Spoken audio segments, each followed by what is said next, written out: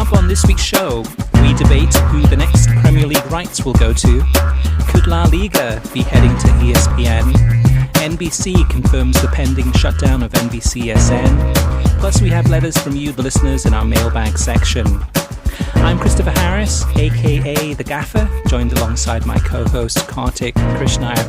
If you're new to the podcast, we're your weekly guide for hardcore soccer fans who want to stay updated on getting the best out of the soccer viewing options from around the world.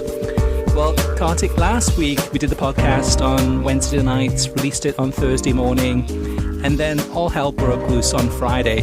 That was with the Wall Street Journal breaking the news officially that NBCSN was going to be shut down either later this year or early of 2022, and that games would be moving to USA Network and to Peacock, probably maybe by the end of the season, but definitely next season for the Premier League. There's definitely going to be a bunch of games on USA and NBC, and a whole bunch on Peacock. What were your thoughts when you heard the news and saw that Wall Street Journal report?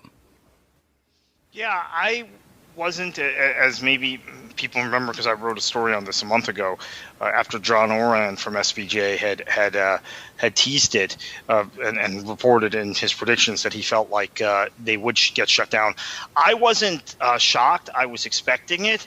Now, my concern is what has happened since Friday, which is we've heard a lot about other sports, whether it's fighting sports, it's hockey, it's auto racing, etc., NASCAR. We have not heard much about what the plans are for the Premier League and for soccer on NBC. So that has me, and we're recording this Wednesday night. So the last 5 days, I'm a little more uneasy about what might happen next season. Or whenever it's shut down. There will be time left on NBC's contract, right? Because the contract expires May of 22. Right. So yeah, even if it's January of 2022, it gets shut down, there will be some shift of matches. And we saw mid-season ESPN shift matches the year they launched ESPN Plus, shift matches from linear television to behind the Plus paywall. So there might be some shift to Peacock or to some other linear channel during the course of next season. Or it might come as early as this summer, for all we know. Well, that's the thing. Like last season of the Premier League, we did see an early shift to Peacock. I mean, Peacock originally was going to launch in the summer in coordination with the Olympics, but we started getting some games on Peacock. I think it was June or so, but when the season hadn't ended yet, but towards the end of that season. But that's the thing, though, too, Kartik, is that with these games moving to USA Network and to Peacock, I mean, this really, and shutting down NBCSN, this is really the first domino to fall. This is the first major sports network on cable and satellite television that's going out of business. And I think a lot of this is cost cutting. This is a way for NBC Sports and NBC Universal to say, okay, we have all these properties that we have bought the rights to, including the Premier League. We have NBCSN, which is growing, but then there's cord cutting happening, right? So people are getting rid of the cable, they're getting rid of the satellite. So even though numbers have gone up compared to where NBCSN started off way back when in 2013 or so, before they changed the name, as a whole, people are cutting the cord, and cable companies actual networks are being shut down. And this is the first of many. We can expect to see other sports networks probably do the same thing. And really, I mean, again, the future is streaming. The future is now. I mean, there's so much content and sports programming, and especially soccer, that's on streaming, which we'll get to in a little bit as far as some other news. But everything is heading in this direction. And as you reported back in December, talking about this, this is to be expected, and it did happen. At the same time, though, on that Friday night when Wall Street Journal did break the news, I think IndyCar and I think some of the other partners that NBC had or have, the sports leagues that they have partnerships with, they issued formal announcements saying that we're looking forward to being on USA Network, etc. So two things happened. I reached out to the Premier League to ask them, hey, do you guys have a comment or a statement that you'd like to share about NBCSN shutting down and most of your games that were on that network, which has been the home of the Premier League since 2013? Do you have anything to say about that? At the same time, though, I was hearing from one of my contacts in England to say that the Premier League had absolutely no idea that this was happening. They were caught blindsided. The first they knew about the Premier League not being on NBCSN at some point in this year when NBCSN shuts down was that Wall Street Journal article. And within the Premier League, they were pretty upset about hearing the news this way. So we broke that story on Friday. Actually, no, I think on Saturday, once we got some additional information into that article. But it was a crazy 24 hours, Kartik. Yeah, and I think the Premier League wants to continue to be on linear television in the United States. I think they're very, very aware of what NBC did to increase their distribution and their the recognition of the Premier League as a mainstream sporting property in this country. At least initially, the first few years, NBC broadcast the league. Now, as I think we've talked about repeatedly, the ratings have stagnated. There have been just kind of a stalling of momentum for the league, and NBC has their own coverage, and we talked about that at length, and I know we're going to get more into that in the listener mailbag, but that their coverage has stagnated. So I don't know what the Premier League is, what options they really have. We're going to get into that, but they certainly cannot be happy about this, and they have to be concerned that all the forward momentum they've had in the United States has now abruptly stopped.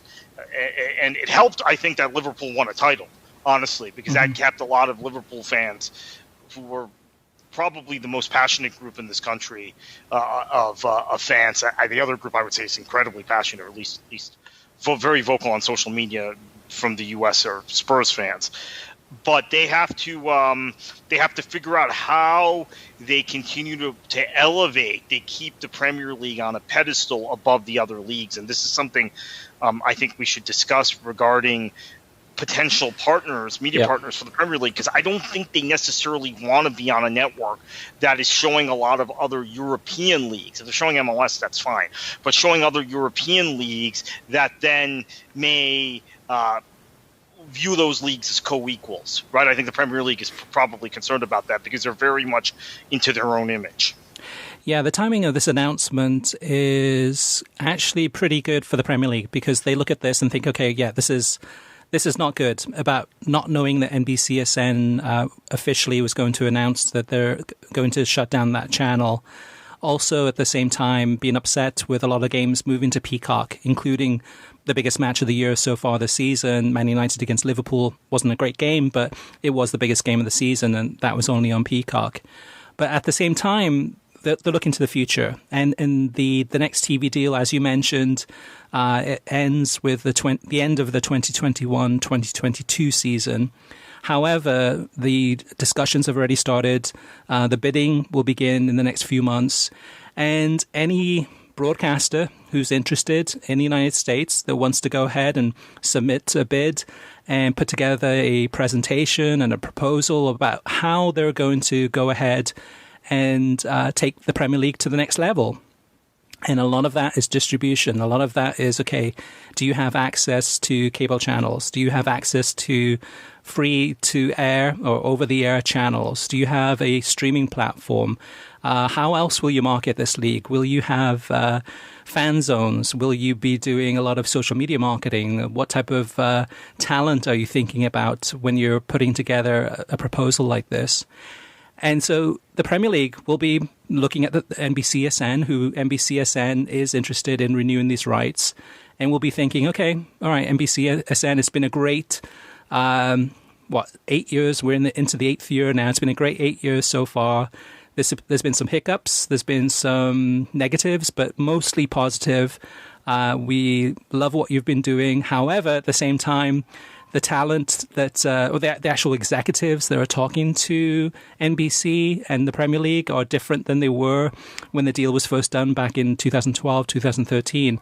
So things have changed quite a bit. But for you, Kartik, when you look at, we can go through each one of these too. So you've got ABC, so the ABC/ESPN. So you've got that kind of family, that network, that giant, media giant really, as one possibility. You have CBS as another possibility. And CBS, of course, with CBS All Access as well, which has been renamed to Paramount Plus beginning March 4th. Then you have Fox. You have Fox that is desperately out of the club soccer game, except for, really a few Liga MX games and of course, MLS. But for European club soccer, they're completely out of the business, but have a good opportunity, have a good platform. And then you've got, who else you got there, Kartik? So you got CBS, you got ABC, you got NBC, and you got Fox. I think that's pretty much it as far as like the majors, right? Anyone else I'm forgetting? Yeah, I mean, if the Premier League wants to stay on network television in the U.S., something that they never found important in their own home market, ironically enough, the UK. I mean, last season is the first season we had matches over the air, free to air in the UK because of the pandemic. BBC got some matches, and that's continued through today. But they never found that an important aspect. In fact, British colleagues of mine were so stunned when they found out that there were 30 to 32 matches a year free to air on NBC from the Premier League. They, as I said, prior to last season, they had 0 matches free to air in the UK. But if that's something that the Premier League wants to continue, keep in mind the Premier League had some games on Fox, Big Fox, in their previous rights deal. Never on ABC, though, interestingly enough, with ESPN having sub-licensed rights from Fox for 4 seasons. They never showed a match on ABC. I think that those would be the only options. So you've got ABC via ESPN, an ESPN deal, NBC, Fox, and Fox. NBC and Fox have already shown that they will content share, and then CBS, who have shown their willingness to put women's soccer over the air. There were 5 plus 2, so 7 NWSL matches on CBS this past year in a condensed season on free-to-air television, on network television. So if CBS got the Premier League rights, having now effectively they're out of the college football space. They are not out of the college basketball space by any stretch of the imagination, though. So that's a complication. But on the college football side, there would be more ability for CBS in the fall to show Premier League matches, even potentially an 8 p.m. UK time kickoff, 3 p.m. US time, which of course NBC can't show over the air. They've always had to show those games on SN when they're played at that time. So let's start with CBS then as the first one. So you mentioned CBS over the air, who don't have SEC football anymore, but like you said, they do have college basketball. They have golf, I believe. Yeah, they have a ton of golf, right. So there's not a lot of opportunities there. There will be times, I'm sure, throughout the year where they could put some games on CBS on a morning time, over the air, and maybe a couple of other windows. At the same time, they got the streaming platform. They also have CBS Sports Network, right? And they've also got CBS Sports HQ, which is their 24/7 news channel. And we've seen from the commitment levels from the Champions League and the Europa League how committed they are to those properties and how good of a job they've done. Also, at the same time, too, having a studio based out of London, which in the broadcasting of soccer in the United States, that was a revolutionary idea. That's something that's never been done before. We've always had American talent. We've always had, whether it's a host or a studio, or it was always American talent, because I guess the networks, the Foxes of the world, ESPN probably to a degree too, probably felt that we need to have an American voice talking about whatever league it is in order to make it feel more natural to somebody that's switching on, Fox or FS1 or Fox Soccer Channel, whatever it may be. So CBS definitely has a lot of things to offer. And Paramount Plus is probably the key part of that, as far as they want to make sure that the Paramount Plus is just as big as Disney Plus, just as big as the Netflixes of the world, and to make it a massive streaming service. And in order to do that, you need rights. And yes, they've got some great content. They've got the Stand series from Stephen King, which is absolutely fantastic. I'm watching that right now. But at the end of the day, the Premier League would look at that and go, do we have enough access to over-the-air network for CBS to have our big games on CBS, or will they be pushed back to the CBS Sports Network? What do you think, Kartik? Yeah, so CBS also has NFL, and NBC, the only conflicts with NFL would be on at night, which is not a conflict for the Premier League. Golf is a complication, as it was with NBC, because golf takes place during the day, right? It takes place during daytime hours, and we've seen a number of Premier League matches bump from NBC to NBCSN because of golf through the years that the network has had the Premier League. CBS, though, as you said, lost the SEC rights. They have wide open blocks when there's no golf, and actually the PGA Tour season now ends earlier. So if we get back to a normal calendar post-coronavirus, in theory, CBS would have August to November or December on Saturdays wide open, and they could always play college basketball games later, show college basketball games on CBS instead of showing them at noon or 1 p.m. at 3 on Saturdays. The complication comes as you get close to the NCAA tournament. There will be several weeks where CBS will not be able to show anything else other than the NCAA tournament. But I think that they are definitely a player. Their London-based studio might appeal to the Premier League also because there'll be personalities that they're used to that CBS could attract. Now, keep in mind that some of the personalities that CBS has for Champions League will not be available to the Premier League on CBS. They would be guys like Jamie Carragher are contracted to Fox when it comes to Sky. weekend Premier League action, right? And same thing with a number of their other people that they use are contracted to various broadcasters. But I think being based in London and having access to so much talent that's available in whether it's Europe or in the UK that they could bring in easily. Some top level talent that there are not with BBC or ITV or Sky Sports or some of the European channels. There's a great opportunity there to bring in some talent if they wanted to. And I would point out Clive Tilsley, who is their top commentator, never, because he didn't work for Sky, never got to call a Premier League match until NBC hired him to do a few matches. He had done some match of the day stuff, I think, at one point. Obviously, he was with ITV for years. They didn't have Premier League rights. So he had called everything else, World Cup finals, England internationals for years, other leagues, but he had never gotten to call the Premier League. So that just speaks to what you're saying, Chris. There's a lot of talent and a lot of people. I remember when he called that first NBC game, I think both you and I were shocked to learn he had never called a Premier League match before. That's right. But in fact, it was true. So I don't know that there's anyone else of Clive Tilsley's stature or level, but there are others of a high level that are not contracted to Premier League broadcasters that are based in the UK that CBS could hire. Yeah, and there's a bunch of commentators too that do a lot of work for the world feed, so the TWI, IMG feed that we get for the Premier League. So one name just to throw out there, not to say that he would be the marquee name, but like someone like Jonathan Pierce, who does a lot of work, or someone like oh gosh, I'm trying to think of who else. Jonathan Pierce is doing a lot of women's games too, which might be particularly interesting to CBS since they've got this deal going with NWSL also. CBS might be interested in the Women's Super League side if they do, which of course NBC has gotten as well, but if they do get the Premier League rights, and Jonathan Pierce is now effectively the voice of that league. Yeah.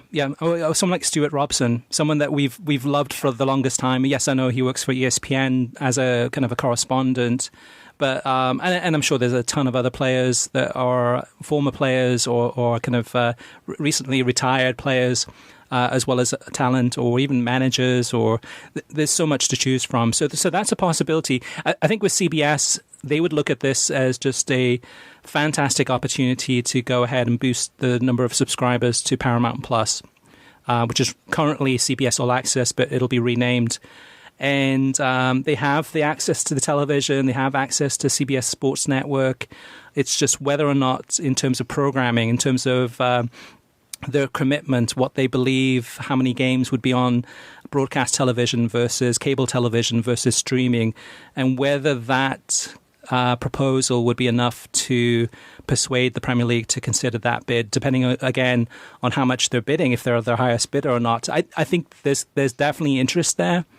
Whether it's enough, we'll have to wait and see. So let's look at Fox, Kartik. So Fox, like I said, completely out of the European club game. They have the rights to the World Cup, both the men's and women's, as well as Major League Soccer. The thing about Fox is that because they haven't really televised much soccer in the last several months, actually I was looking at their TV ratings the other day, their TV ratings are doing great on FS1, even without soccer. So I think the executives are probably thinking, like, why would we spend over $1 billion for the rights to the Premier League when everyone, not everyone, but so many people hate Fox's coverage of soccer? So you won't get the diehard fans getting too excited. The mainstream fans may not care as much, but the mainstream fans are more into baseball or to basketball or NFL football. I just think with Fox is that they've been there, they've done that. It was a success for them in their early days, but I think they've moved on. I just don't see Fox being having much interest in the rights to this. Do you agree or disagree? Well, I agree, because they also don't have any sort of major streaming platform component ever since selling their interest in Hulu to Disney, which was part of the whole.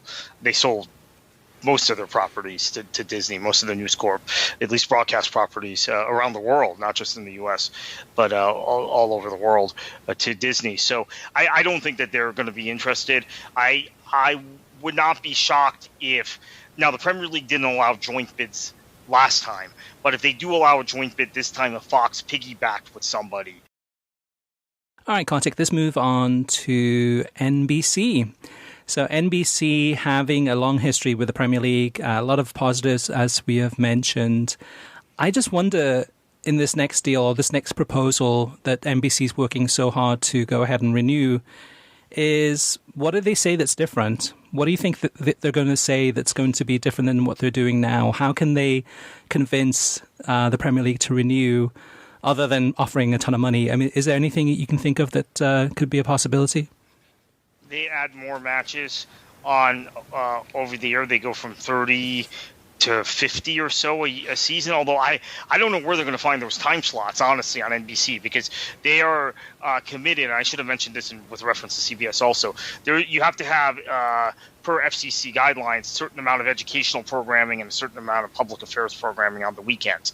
And then what ends up happening is the rest of the time gets filled with American sports, generally, on these networks. So NBC has managed to shoehorn in one Premier League match a week into that. Would they be willing to go to two? I don't know. So then you have to ask about USA. USA Network is in more households than NBCSN. It's a much more mainstream channel, although they've had a drop in ratings lately. I noticed this past year they were down to the 20th most watched cable channel in the country. USA at one time was in the top 10. But still, 20th is very different than NBCSN, which is like 65th or 70th or something like that. So you're in theory on a better platform if NBC is actually committed to showing 2 or 3 Premier League matches a week on USA Network. That is what the Premier League needs to hear from NBC. We will give you our top-rated cable channel, which is USA. We will give you 2 or 3 time slots a week on that channel. Not just the 3 p.m. kickoff, which is 10 a.m. Eastern time kickoffs, but that early morning slot, that 10 a.m. Eastern, 3 p.m. UK time, and one of the Sunday slots, preferably the 11:30 Eastern time kickoff. If they're not willing to do that on USA and they're going to say, oh, some of those matches will be on CNBC, some of those matches will be bumped to Peacock, I think the Premier League has to seriously consider other options.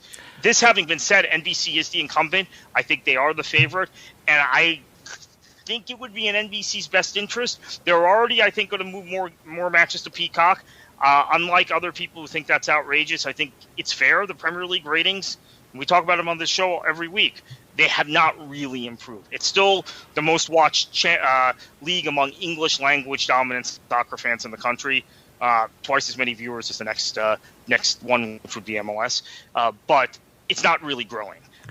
So I think we're in a position where they should take what they can get from NBC if they're willing to give those 3 slots a weekend on USA plus the one or hopefully 2 or 1.5, let's say, on NBC a weekend. Then I would call it a day, call it a deal, not even have to talk to anyone else, unless the Premier League is looking for more money, which I'm not sure they are. I think the visibility component is going to be more important to them than the financial component.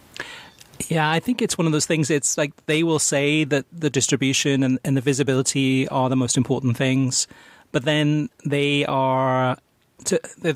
answering to the clubs. So the clubs will, the Man Uniteds, the Liverpools, the Aston Villas, every single club will say, like, hey, we need to make sure that our international rights, the amount of money that we're getting from the international markets is as high as it can be so that we can compete against the Barcelonas, the Real Madrids, the Bayern Munichs. So I think it's a difficult balance for the Premier League. Again, facing the press, they will say, yeah, visibility, distribution is most important. Behind closed doors, it's all about the money.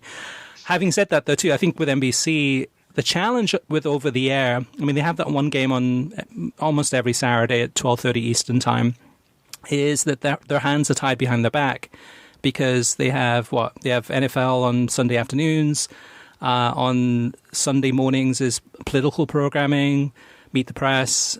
Saturday mornings is usually kids' cartoons, which they have to by law.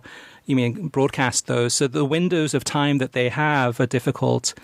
They could do and the Premier League doesn't have a lot of games that are on mid-afternoon, like kind of the 3:00 kickoffs or the 2:15 kickoffs. We've seen since the coronavirus more games scheduled in that window, but they're usually on Peacock. So there's a possibility there, depending on what other programming they got going on. But at the same time, too, they got the Olympics this summer. Maybe, who knows, right? Yeah, so I think their hands are tied. The thing for me is with USA, which is really interesting, is this past week also NBC Universal, which runs Peacock, did a deal with the World Wrestling Entertainment Organization. So the major wrestling league, and they paid $1 billion for the exclusive streaming rights to the WWE. So Peacock, and actually in the quotes they mentioned this week, one of the head executives who we've interviewed in the past, he said that they want to make Peacock kind of have sports be an important tier of the programming that's available on Peacock. So if you had wrestling and you continue to have the Premier League, that's a pretty attractive opportunity for a sports fan or somebody that's that's young or middle-aged, whatever age they are, but they're interested in entertainment as well as The Office, as well as all the other programming they have. So now whether that's good enough for the Premier League, whether that's what the Premier League would want, having these games on streaming, and yes, some games on NBC, and yes, some games on USA, I'm not sure. To me, it's not a perfect scenario. And that's the thing, Kartik. I think we've talked about Fox, we've talked about CBS, and we've talked about NBC. None of them are a perfect scenario in terms of what they offer. But what about ABC and ESPN? Do you think they have the perfect scenario there? No, because, again, I don't think the Premier League wants to be on an equal footing with the Bundesliga or Serie A or La Liga. Potentially, we'll get into La Liga in a minute, right? You had a pretty fascinating report earlier this week. Even the tone on NBC is a tone that the Premier League is superior, right? The Premier League is the greatest show on earth. These other European leagues are pedestrian by comparison. Obviously, I don't believe this. In fact, I think it might be the opposite in some cases. But that's the tone, right? And they set the tone on NBC by effectively. In fact, I was having a conversation with someone this week who said they're fed up with NBC because NBC acts like other competitions are don't even exist. I mean, they even the FA Cup, which is a domestic competition, if they don't broadcast it or it's not the Premier League, it's not of certain importance. And if it's not the Premier League, if a player or manager comes from another league, they clearly are coming from an inferior place, right? This is like going from the minor leagues in baseball to the major leagues in the way they view it. So the Premier League has a very patronizing, and I mean, you even hear this from Stu Robson.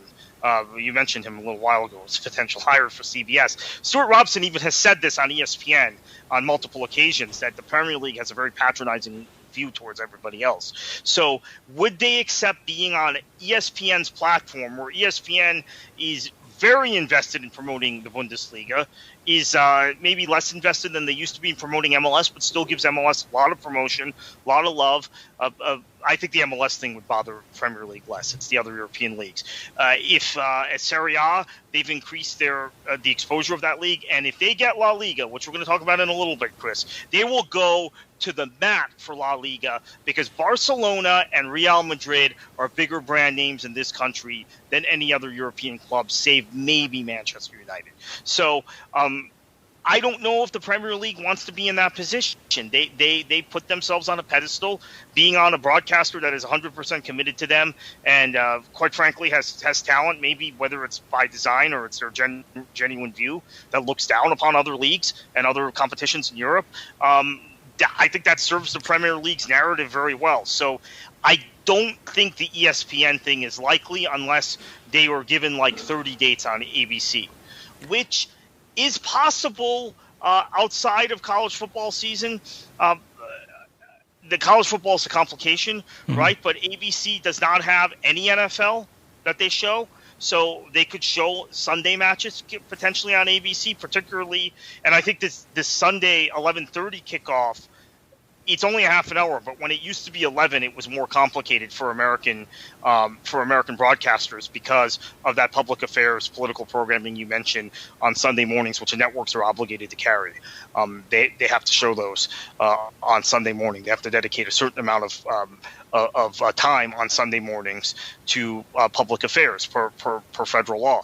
But 11:30 makes it easier to potentially show that match. So you could see some sort of deal with ABC if the Premier League if ESPN is willing to give the Premier League the ABC windows that it has not given other soccer leagues. And I know they've shown a handful of MLS games here and there on ABC recently, but I mean the weekly commitment. Otherwise, I think it's a non-starter. I think just from the Premier League's own image and their arrogance, quite frankly, I don't think they want to be on a platform that's promoting the Bundesliga equally or Serie A equally to them. So if I'm an executive at, say, Fox or CBS or ESPN, and we're trying to figure out a way to beat NBC, to make sure that NBC doesn't get the rights for the next 3 to 6 years, I'm calling up the execs, the top execs at ESPN, at Fox and CBS, saying like, hey, if we go in with a partnership, if we go in with a joint deal, that could guarantee that we get the rights if the price is right. Because between ESPN might have the 7:30 kickoff on, say, ESPN or ESPN2. NBC could have Fox could have the 12:30 kickoff. Maybe CBS then with their window, there's opportunities to have a game that's on over the air, and then have some of the games on streaming, some maybe on ESPN Plus, some of it on Paramount Plus, maybe a deal also with a streaming service such as Discovery Plus, or another streaming service such as DAZN, and then share the rights among all those and figure out a way to do it effectively, and then actually give the Premier League what they want, which is a massive deal. Do you think that would be enough to convince NBC? I think to convince the Premier League. I'm sorry. Yeah, I think I've actually thought in the back of my mind this whole time that Amazon. And now, obviously people who follow me on Twitter saw, and I think you retweeted it, so everyone saw it. That I think that Discovery is actually a player for these rights because of Discovery Plus, and because they have the Discovery Channel and other channels where they could conceivably show half those Premier League matches a week on cable, but they don't have a network.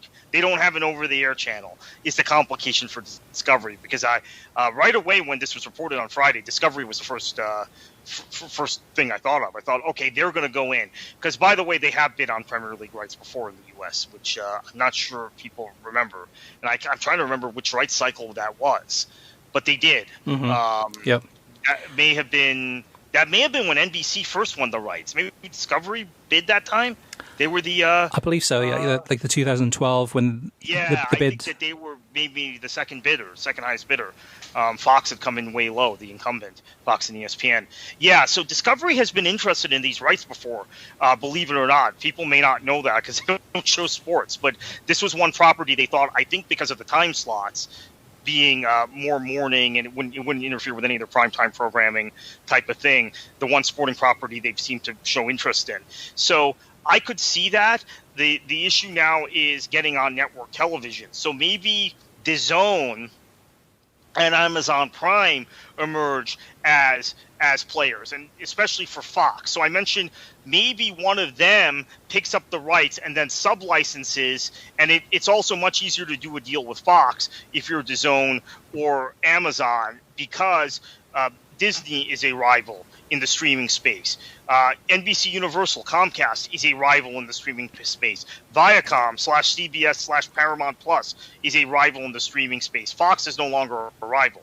So you could be Amazon Prime, pick up the bulk of these matches. We see they already have some rights in the UK, and have gotten pretty good reviews for their coverage. In fact, a lot of people are saying, gosh, Amazon Prime is doing things with their 20 matches a year or whatever they have. They don't have that many matches, but there are a few match days a year that they have that Sky and BT are not doing, right? Their actual coverage is very innovative. So right.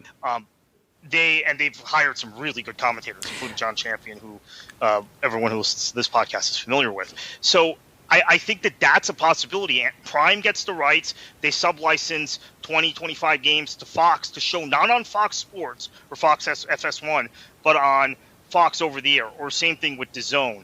And then there's, of course, the Discovery potential, which would take the Premier League off of over-the-air television, but probably give the Premier League more games on cable television than any other possibility. So the Discovery thing is hard to gauge, because I think, yes, they want the content for Discovery Plus, but they also probably will have more ability to show the games on television than any of the other bidders we're talking about.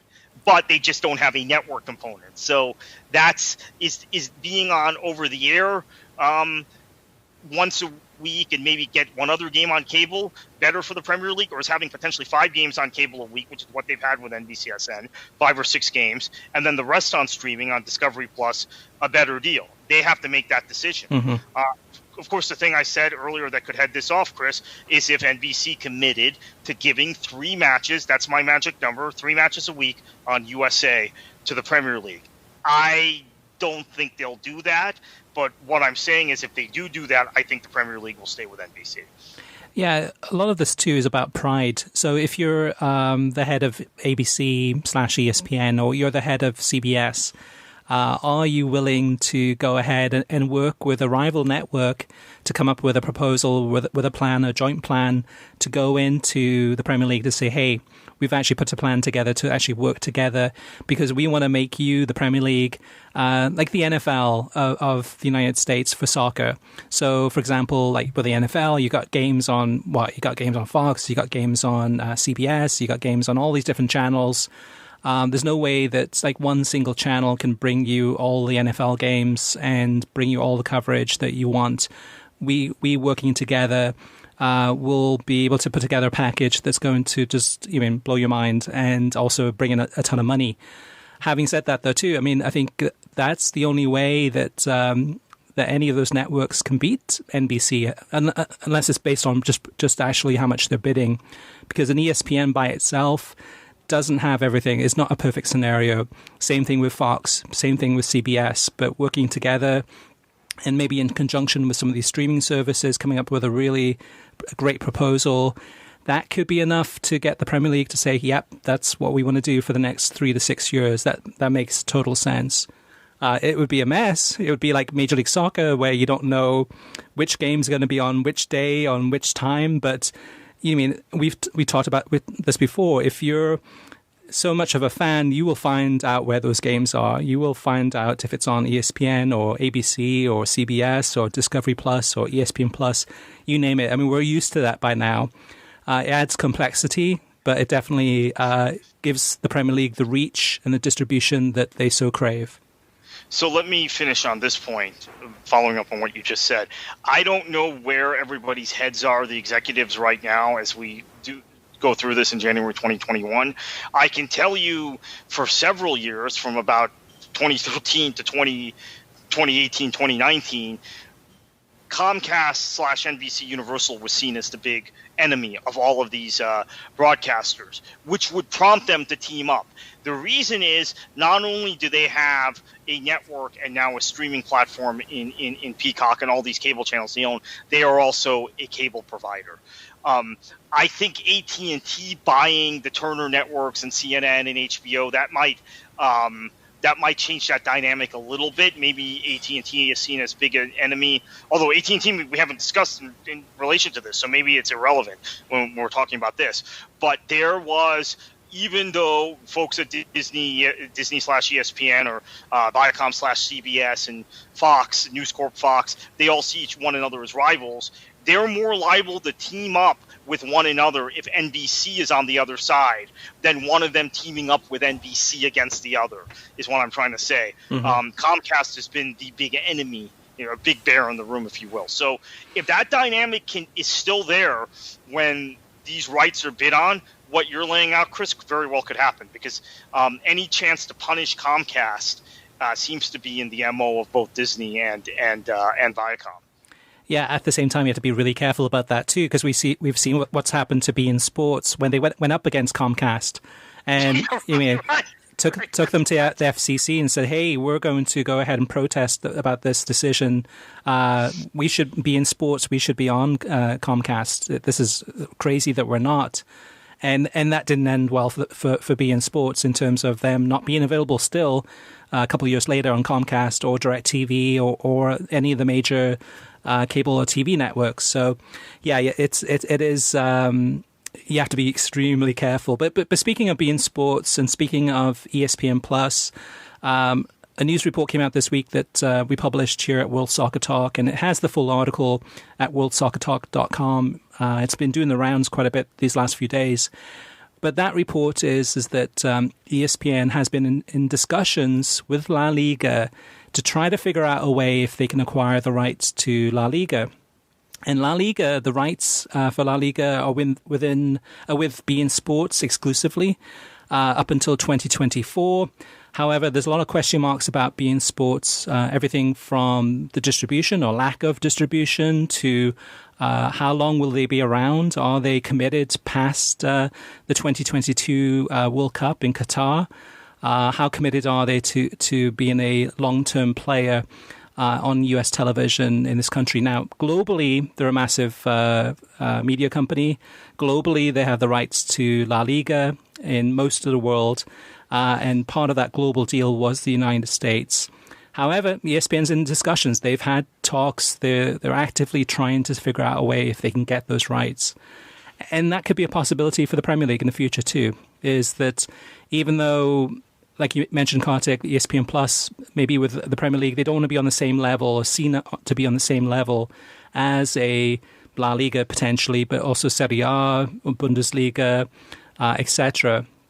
But that could be something too if ESPN and ABC says, hey, we will put you on ESPN Plus, which is in I think about 12 million homes in the United States and growing rapidly.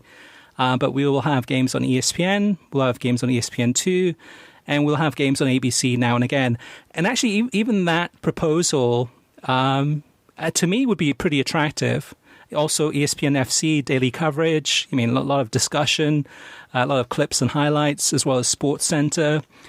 It's not going to give them the distribution on the over-the-air channel on ABC as much as they want, but it's still an attractive proposition. And anytime I've reported about ESPN Plus, whether it was this report about La Liga or the report back in September, we broke the news about the Scottish Premier League rights. The internet, the Twitter sphere, social media has absolutely exploded. People just love ESPN Plus. Yeah, and I love ESPN Plus.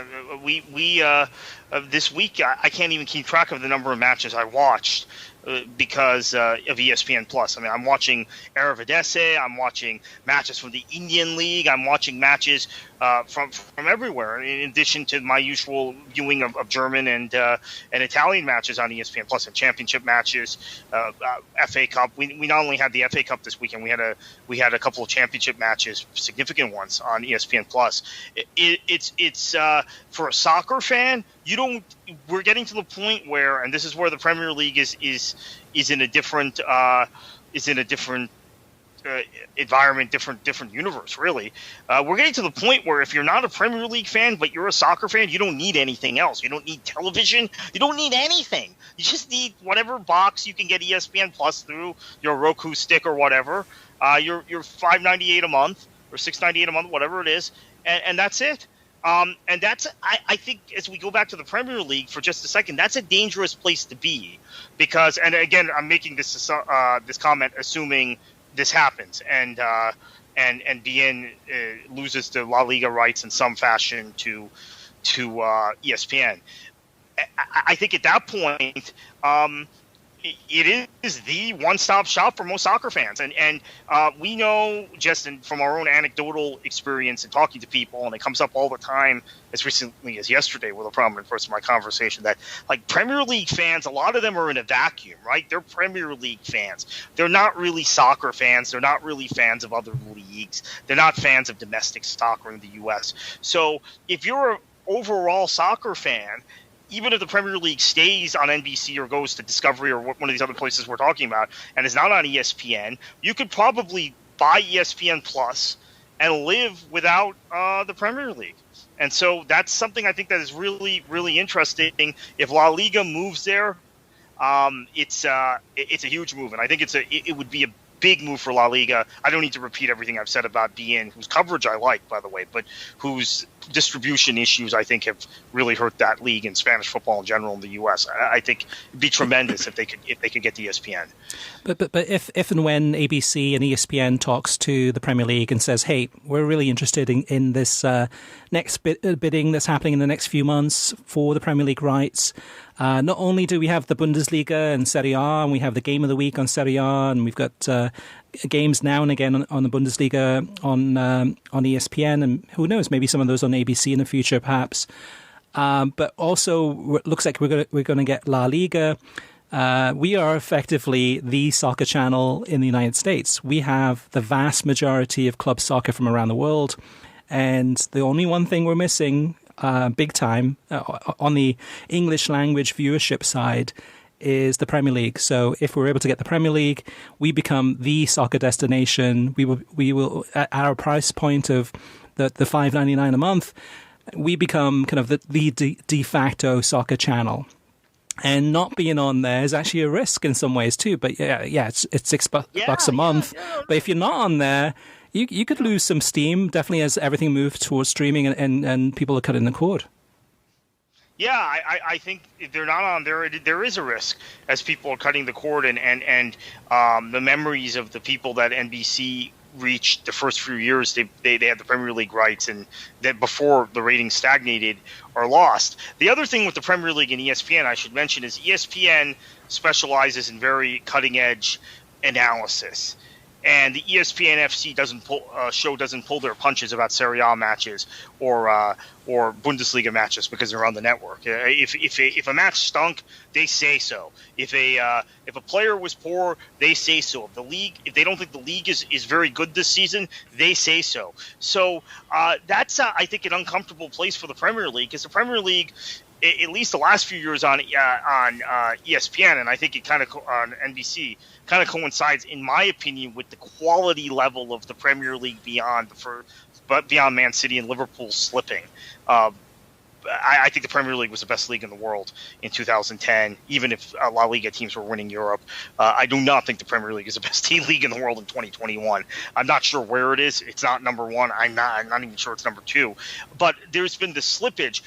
As that slippage has been happening, and as people like you and I in the soccer world talk amongst ourselves about that slippage, NBC has become more propaganda-ish in talking about, greatest show on earth. Oh, Kai Havertz came from the Bundesliga, so he doesn't know what it's like to play in the Premier League.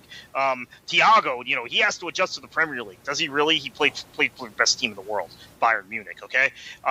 But that's the thing. I don't know if the Premier League would be comfortable with the tone of ESPN's analysts, because they don't pull their punches, and they're not going to pull their punches if the Premier League's on that broadcaster. It's on their network.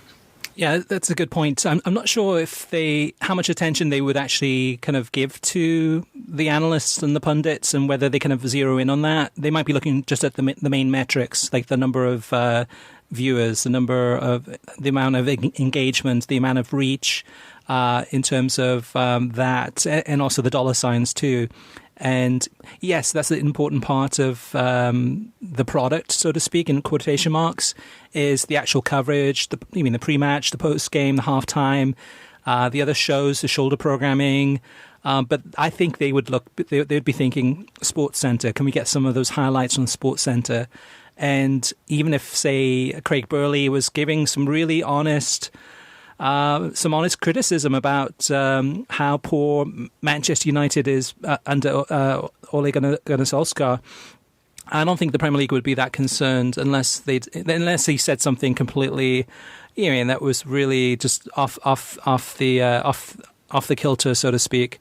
But I might be wrong, though. You might be right, Kartik, in terms of it is true. I mean, with NBC Sports, I'd say in the last 12 months, they've really turned up the hype machine a lot, where they talk about, no wonder this is the best league in the world, ... You know what I mean? And it's, and that usually happens when it's just like a last minute goal that goes in, and it's like, wow. And that's becoming less and less, those types of moments. I mean, I still enjoy watching the league. But with any league, it's an up and down. It's a roller coaster. Some years are better than others. Before we move on, Kartik, just two quick things real fast is that speaking of beIN Sports, and we've mentioned La Liga, well, beIN Sports Extra, which is their free over-the-air channel, they're still working actively on trying to promote that, and it's now available on Vizio TVs in the United States. So the channel is available 24/7 from the SmartCast home screen. So if you have a Vizio TV, check it out under the SmartCast feature, and you should be able to see beIN Sports Extra.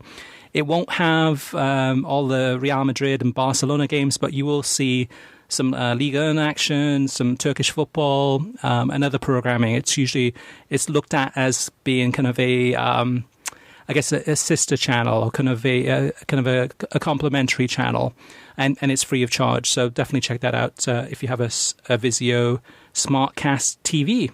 Should mention at this moment that beIN, for all the criticism I give them for their problems with Comcast and AT&T, which again may go back to Comcast and AT&T having too much influence in the media space, but that's a topic for another day.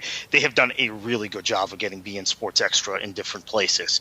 So particularly if you like the French league, which some people I know do, and the title race in that league is on this year. Actually, Lille and Lyon have kept pretty close to PSG. It's a great little product, beIN Sports Extra. Yeah, absolutely. Looking ahead to this weekend's action, my recommendation, pretty predictable really, but still, it's Arsenal against Manchester United on Saturday, 12:30 Eastern Time kickoff on NBC and Telemundo. This one, Manchester United, it doesn't feel like a title race, but they're still there, they're still in it. And then Arsenal, who continue to disappoint when I expect them to do well. But anytime it's Arsenal against Man United, I get excited, and I'm looking forward to this match on Saturday. What about you, Kartik? What's your recommendation for this weekend? Yeah, that's a good one. I think Arsenal's playing so well right now. It's interesting to see them score 3 goals without Aubameyang. So let's see if Aubameyang gets right back into the team. For me, it's Barca and Athletic Bilbao this weekend, 3 p.m. on BN on Sunday, just because of the match, the epic match we saw between those two teams 2 weeks ago on ESPN, actually, or ESPN2.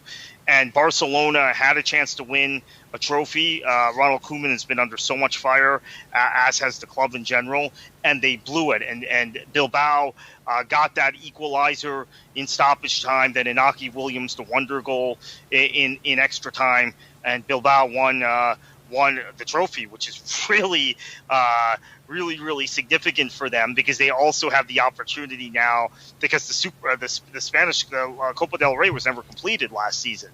They actually have the opportunity to win the Copa del Rey, the final coming up, so they could actually do a cup double this year.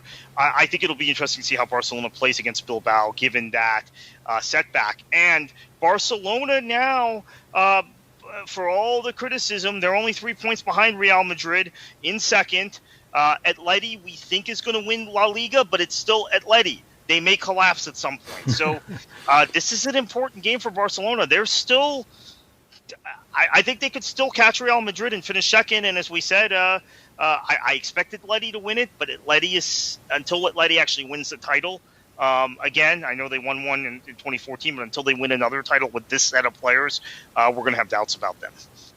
All right, moving on to TV ratings. The recent match on Fox Deportes between Monterrey and Club America in Liga MX set a network Liga MX regular season record with 657,000 total viewers. So definitely a good showing there for Fox Deportes.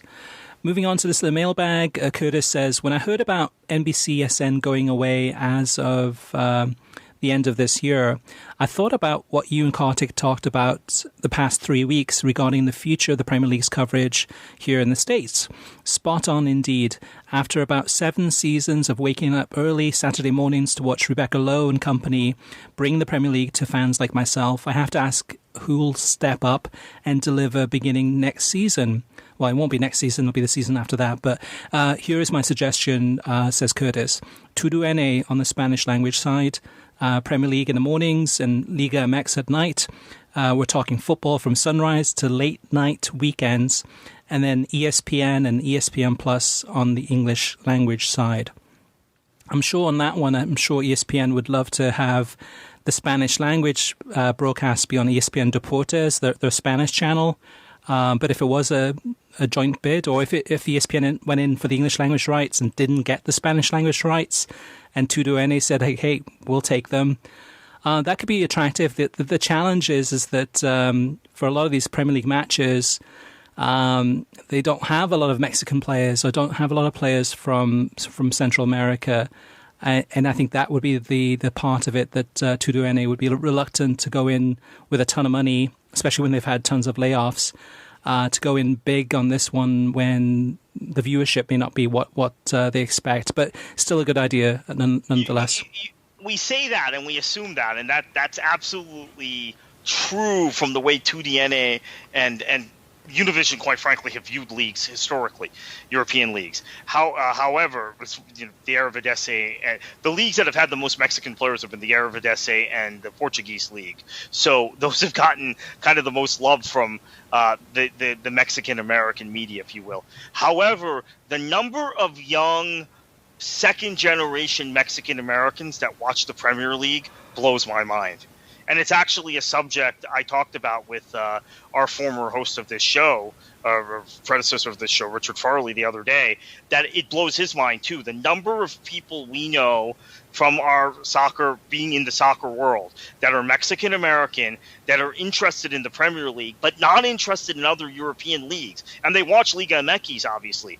But the one European league they're interested in is the Premier League, even though they're other than Jimenez, who's injured now, there are no prominent Mexican players, and there are all these prominent Irving Lozano and all these other great Mexican players in other leagues. It really blows our mind.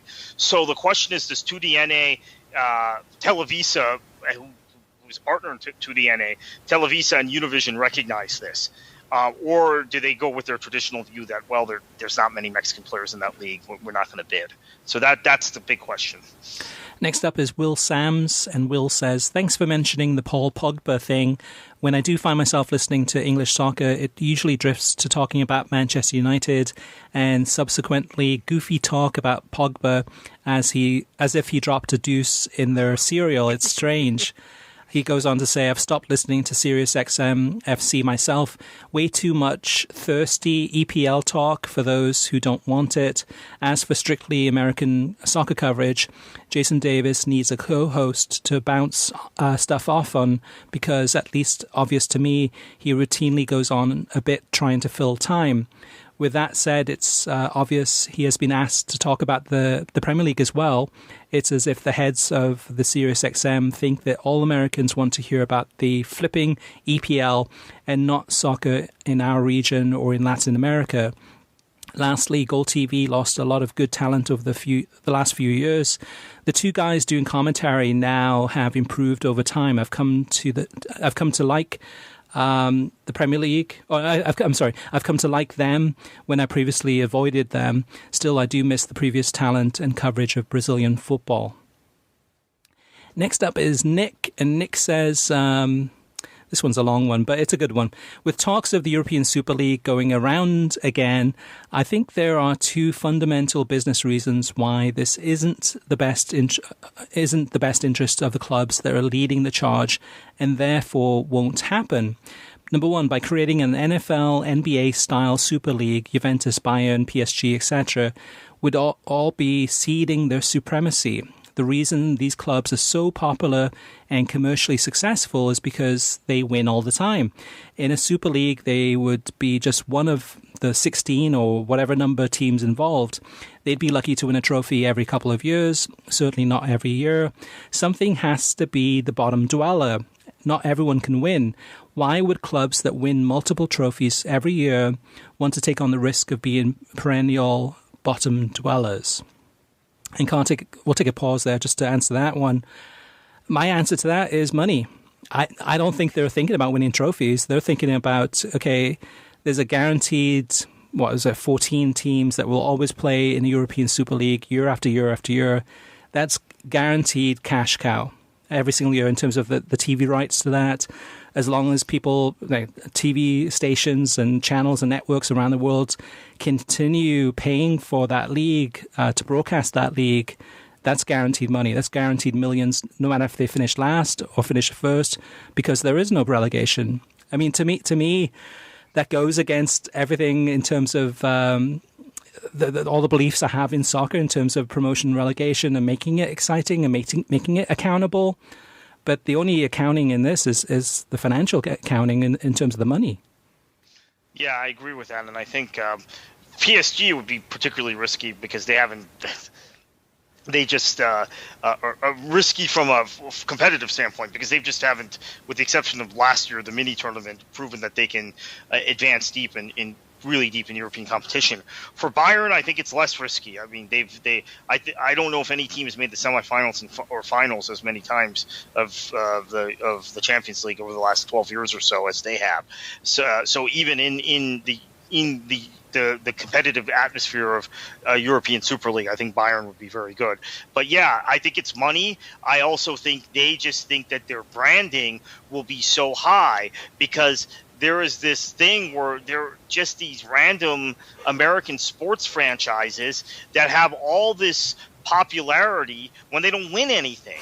And they're rewarded, and maybe there'll be a system in this Super League where they reward the teams that lose, because that's one of the aspects of American sports that I can't stand, is that the teams that lose, the teams that should be relegated to a lower league, get rewarded with the top draft pick, and in sometimes that instantly makes them the best team a year or two later. So it's ridiculous, in my opinion. Yeah, that's a good point too, because if you go to Europe and walk around the streets of London or any of the major cities in Europe, you'll see a ton of people that live there that are locals wearing baseball caps of random, whether it's baseball teams. Right, it's not just the Yankees, right?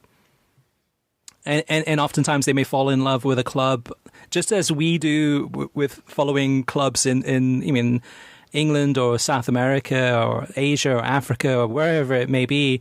We fall in love with clubs because of the stories or sometimes just random things that happen that make us want to like that club. Maybe it's the colors that they wear. But yeah, a lot of it is branding, and branding does work. It does. People do buy merchandise, and they do get into the teams that way. So Nick goes on to say, number 2, creating a viable franchising system based on the current group of big clubs doesn't make any business sense. US leagues have clubs spread across this country with no more than 2 clubs in any city, and that is only in rare cases and in only the largest cities in the country. The current group of big clubs is not well distributed across the continent. They are almost always entirely clustered in 5 countries, and within those countries in specific cities. It wouldn't make any sense to have 2 clubs from Manchester and Milan in this league, but no teams from Moscow or Berlin.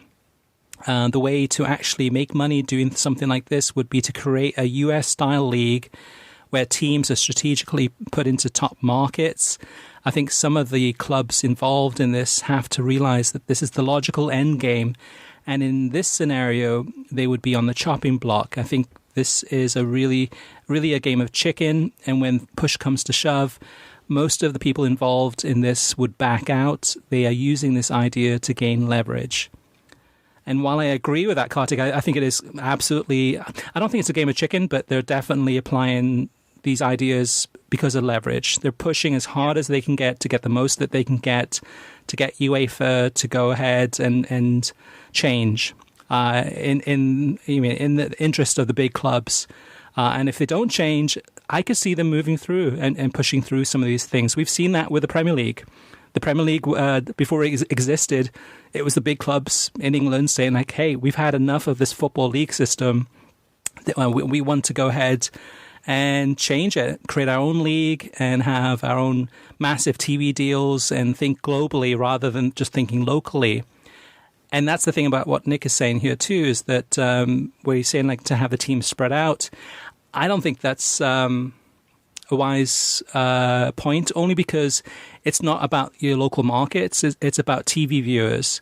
So somebody watching the European Super League and they're based in, I don't know, Argentina, they don't care that Manchester City and Manchester United are within a close region to one another. United in Trafford outside the city. They might think that Manchester United is in the heart of Manchester. They don't care. It's all about the team. It's all about the players. It's all about watching that team. The local side of things, I think, has no relevance in this regard.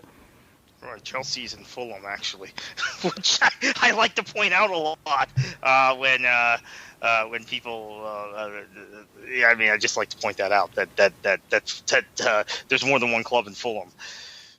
Right. Disco George says, with regards to the streaming versus TV debate, it just highlights what a weird place soccer currently occupies on television. Soccer isn't popular enough to dislodge any of the other big sports out there out of their TV slots, but slicing it into soccer-focused channels hasn't really been sustainable long-term either. We're stuck with this weird thing where we get to pay for 87 streaming services and simultaneously supposed to be grateful whenever soccer is on TV. Yeah, and he's right. We're right in this middle of change. We're probably feeling the change more than NFL fans, I think, for the most part, haven't felt this change, right? NFL fans still turn on the TV on a Sunday afternoon and we'll just flip through the channels and we'll pick the game that they want to see for the most part. They haven't felt these changes like we've felt them as soccer fans. Yeah, I think it's only American football, right? College football has even more games on TV than the NFL. The basketball fans have definitely felt it. Baseball fans who I've talked to have felt it. those sports still have more games on television, but you're beginning to see the shift. And we're just in this in-between area. I think that's absolutely right, what Disco George is saying. All right, 4 more comments left. Chris says, found the logic behind the rankings from last week's podcast a bit bizarre, to be honest. The criticism of NBC, which both rankers, both you and I, Kartik, agreed upon, was that NBC hadn't sought out more rights beyond the Premier League. They then proceeded to rank higher than ESPN, which has reduced the amount of soccer rights it shows on ESPN TV, and CBS, which shows very little on TV. Only one English-language network, NBC, has a dedicated weekly soccer slot, and only one cable channel, NBCSN, provides comprehensive coverage of a European league.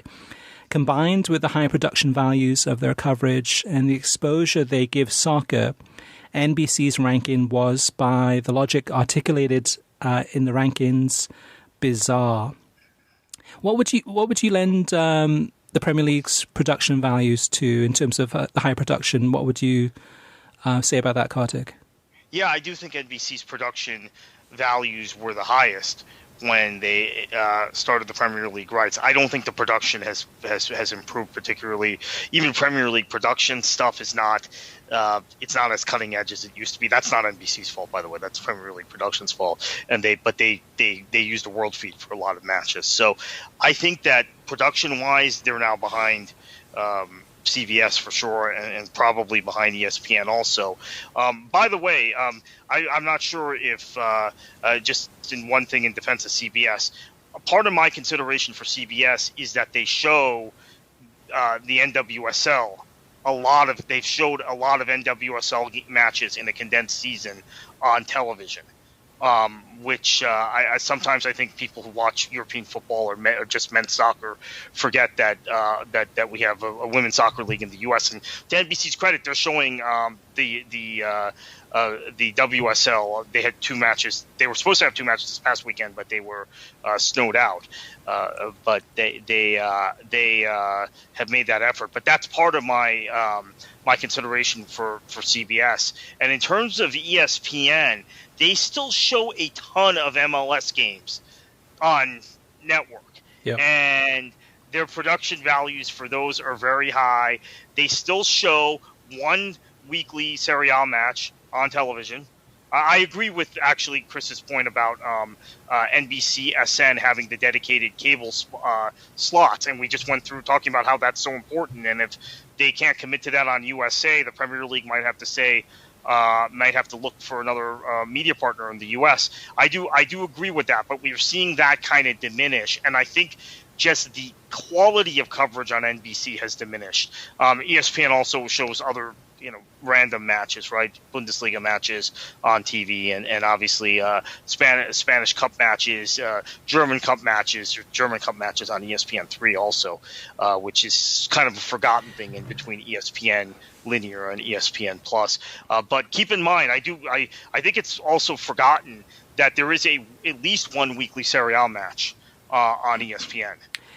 Whether it's on ESPN2 or on ESPN, there's at least one a week. The other thing about NBC too is that the quality is there for sure, but the quantity has decreased. I mean, it's interesting. Like if we go back to 2013, the first season that they had the league, and then years after that, there's a lot of programming that they used to do that they don't do any longer. One of them is Match of the Day. That was a big deal, right? They were like, okay, that in particular I miss.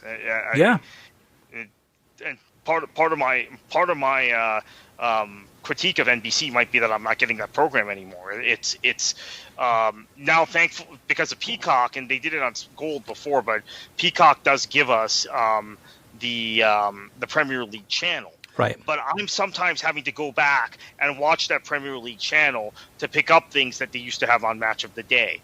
And we're not getting any of the documentary programs that we used to get. We're not getting. I know I've said this repeatedly on podcasts, but in context of this question, not having the Neil Ashton segment, not finding a replacement there, not having even the Steve Bauer segment, which I thought was particularly good on Mondays, and not finding a replacement there. It just feels like they've dumbed down or watered down their coverage. I don't know what the right word is: dumbed down or watered down. Yeah, I think cut back. I think. Yeah. I mean, to me, in terms of they've tightened the ship quite a bit, and still do a good job. Just not good enough to rank as number one in our ratings as of right now on television. But yeah, good points, Chris. And then just a couple more comments to go. Hans says, listen to the comments made about piped-in crowd noise. And while it may be here to stay, I do not like it at all because they can't sync the crowd reaction to what is happening on the field, especially if there is a miss of a shot on goal a few seconds after the miss. You have fake. I prefer the live sounds from the players and the coaches, which I enjoyed very much listening to in Serie A, hearing Gattuso firing off on his players. I prefer that to the fake crowd noise. And then Raymond and Robert mentioned some comments. I'll read these as one just because they carry the same thought or similar thoughts. And that's Raymond says, now that Jordan Morris has left the Major League Soccer, you can make the argument that for the first time that MLS's history, that none of the top 5 most talented Americans are playing in Major League Soccer. Is this good or bad for MLS? And then Robert says, you guys were correct. The MLS is a feeders club league for Europe. The Sounders lose if the Swans go up. Jordan Morris, one of the league stars. Now New York Red Bulls will be sending Caleb Clark to RB Salzburg, and will sign another 17-year-old from Venezuela. This really makes me mad. The future of the league is sold off and then replaced with has-beens and inexpensive youngsters. To me, though, Conte, I see this as a positive. It's more of a reality of where Major League Soccer is in the global transfer market and where it ranks globally as a league, and it's in the top 10, which is a huge accomplishment. I'd say it's probably a number 8 or a number 9 in the best leagues from around the world.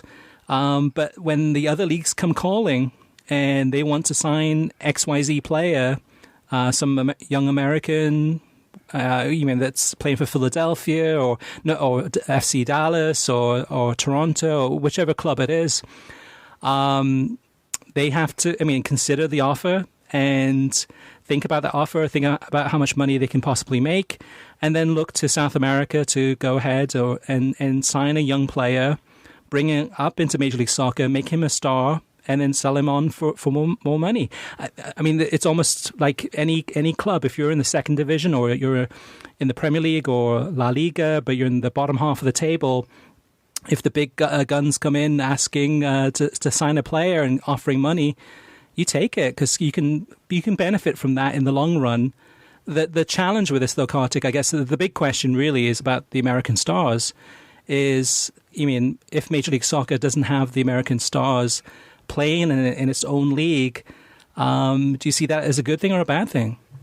First off, I don't think MLS is one of the top 10 leagues in the world. I'd say it's in the top 20, but I don't think it's in the top 10. In fact, I think probably all of the top 10 leagues, with the exception of maybe the Brazil and Argentina, Brazil in particular, are in Europe. But I think it's a great thing. I think it's a great thing that young MLS stars, Aronson's another one from Philly Union, young MLS stars are moving to Europe. It's an integration. It's a recognition of how good MLS is getting, how good the players are getting here, and the player development is in our league, that they've moved on to other places and are succeeding. I take a lot of pride as an American in Jack Harrison's performances. Another goal for Leeds the other day. Developed in an American prep school. I know he's English, but developed in an American prep school. Spent some time at Wake Forest, and then played in MLS. That gives me pride as an American soccer fan. I know a lot of MLS fans want their league, want these guys to always stay in their league. I'm really happy Jack Harrison is at Leeds United and not at NYCFC anymore.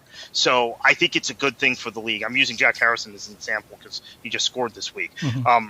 I think it's a really good thing for American soccer and for MLS. And like I said, guys like Jack Harrison give me, as an American soccer person, a lot of pride. I think it's a good thing for the US men's national team, having a lot of these players go to Europe or go to other leagues around the world and gain more experience at a higher level, gain better coaching, better training, and then come back to play for the US men's national team in a better level than what they were before.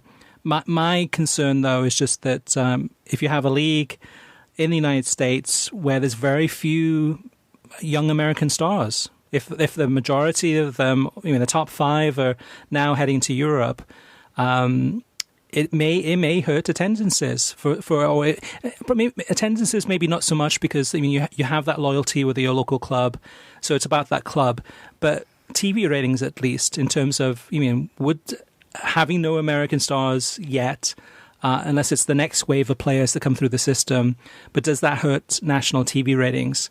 I believe it does. I think people would be less likely. I mean, they want to see.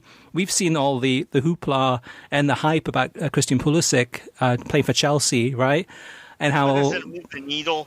Has Pulisic moved the needle? I mean, yeah, but I can't stand this conversation about him. When Tuchel drops him for the first game, and all Twitter is oh my gosh, how could he do this? Pulisic is the best player in the world. I don't know that it's helped NBC's ratings. Are the ratings for Chelsea games actually higher than they were 3 years ago? Probably not, but to be honest with you, though, has Christian Pulisic moved the needle himself? I mean, yes, he's been in a system that, when he got that hat-trick against Burnley, that definitely created a whole bunch of hype. But then since then, there hasn't been much to look at. Yeah, I'd love to see Jordan Morris, a player who was actually reared in our college system and reared in our league at Seattle, go to Swansea, help him get promoted, and then go to the Premier League next year and score goals in the Premier League. I would take more pride in that than Christian Pulisic, who seems to have been overhyped and overdone by NBC. I mean, I'm since the initial question was about Jordan Morris, and I know he's going to your club, actually, Chris, I'm really happy about this. I'm a big fan of Jordan Morris's, as people know. I mean, at one time I said he was better than Pulisic. Maybe I was wrong about that. But I'm excited about this move. And, yeah, maybe if you take a guy like Morris out of MLS, it affects ratings. The question is, does it affect ratings that much? You might be right, actually, when I think about it. I think these other names we're mentioning, it doesn't matter as much. Mm-hmm. I think Morris does matter, right? He's a star. And you're taking him away from maybe the most popular club also in the league, the most visible club. That probably does have an effect on ratings. Yeah, I think it's okay as long as those academies keep on producing top talent and they get playing time. And I mean, with a number of clubs in Major League Soccer, there's plenty of space available for these players to get playing time, and then just seeing them progress. But I guess the jeopardy in that is if the European clubs are coming in sooner and acquiring these players at a younger age, kind of right off the assembly line, so to speak, rather than letting them become stars first in Major League Soccer, then signing them. It could hurt MLS TV ratings on a national level, where fans may not be. They're very passionate, patriotic U.S. men's national team fans that may not have much interest in watching MLS players because there's less American stars, and then now they're watching more Serie A, watching more Bundesliga, watching more other leagues that have, Austrian league or Belgian league, that have a lot of American players playing with them. Playing for them. All right, guys, this has been a long episode, but we appreciate you sticking around. We've talked a lot about a lot of things on this episode, but if you have anything that you want to ask, or any comments, any feedback, any opinions you'd like to share, we'd love to hear from you. So we want you to have your say. You can always reach us via email through web at worldsoccertalk.com, as well as facebook.com/worldsoccertalk, and on Twitter at worldsoccertalk. Plus, of course, you can post your comments on worldsoccertalk.com. If you haven't read the story that we broke this week about LaLiga, possibly move into ESPN Plus in the future, definitely check that out at worldsoccertalk.com. And we'll go ahead, probably within the next week, we'll go ahead and post those rankings and ratings for the top American soccer networks. If you missed the podcast episode, we'll have that on the website under Kartik's name in the next few days or so. All right, Kartik, let's get out of here. Okay, so where can listeners find you, and what should they do this weekend? KKFLA737 on Twitter, obviously worldsoccertalk.com on the web, and this weekend with all the football action from around Europe and around the world, enjoy your football.